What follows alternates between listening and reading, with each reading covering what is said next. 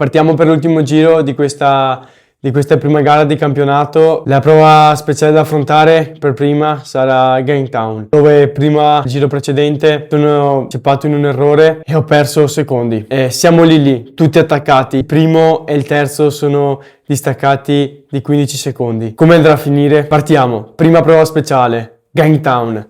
Entro attaccando. Sono carico, non ho perso la confidenza dopo la caduta. Ho solo voglia di ridimostrare quello che so fare e di che pilota sono. Parto ed è full gas, trovo i canali, trovo le belle linee, mi sento bene. Purtroppo arrivo in una curva a 180 gradi e mi appoggio. Perdo circa 5 secondi, ma riparto subito. Cerco ancora di recuperare, esco dalla prova speciale. Ma com'è la situazione in termini di piazzamenti? Mi trovo primo per 0,01 secondi.